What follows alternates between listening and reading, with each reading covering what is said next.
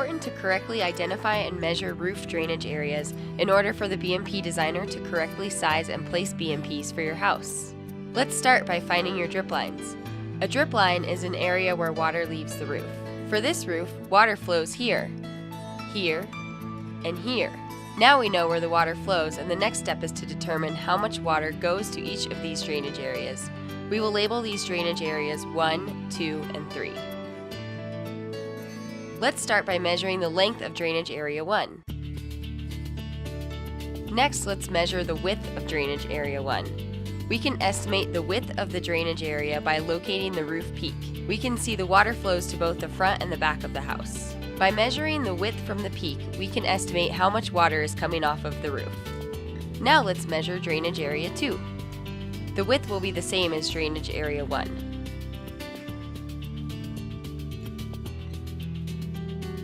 Now let's measure drainage area 3, the garage.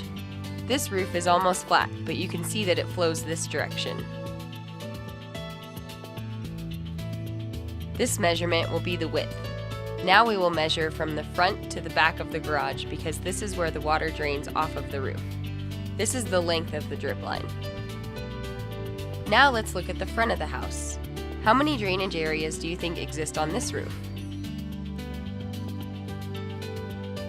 This roof has 2 additional drainage areas, 4 and 5, one for the guttered area and one for the drip line. We don't need to measure the dormer area separately because they flow to the same drainage area as the roof below it.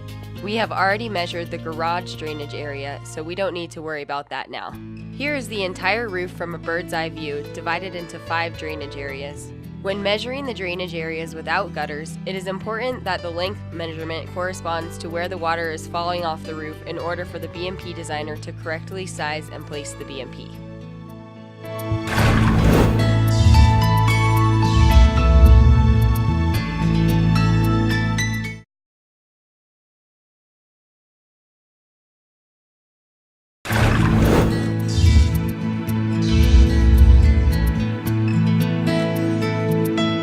The slope of the driveway will determine what kind of BMP will be recommended. Driveways with slopes greater than 5% must install a slotted channel drain.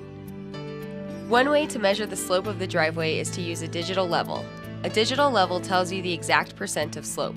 Be sure to place the level perpendicular to the slope. Another way to measure slope is by measuring the distance between the high and the low place of the driveway, where the conveyance will be installed. It is important that the tape measure is level. This distance is called the run. Then measure the difference in height between these 2 spots. This is the rise. Percent slope is measured by dividing the rise by the run and multiplying by 100.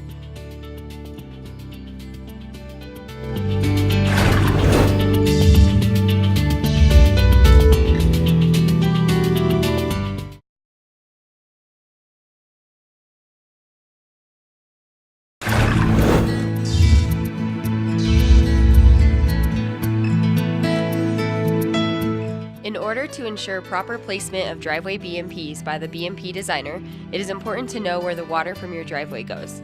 The easiest way to figure this out is to run a hose on the driveway. This way you can determine if the water flows to the street or back onto your property. If the water flows to the street, as it does here, a swale or slotted channel drain will be needed to capture and convey the water to the side of the driveway where the water can be infiltrated. In this case, the driveway has a slope of greater than 5%. So a slotted channel drain will need to be installed. Next, you will want to measure the length and width of the driveway. Be sure to estimate your property boundary and be aware of the right-of-way. Some driveways have more than one drainage area.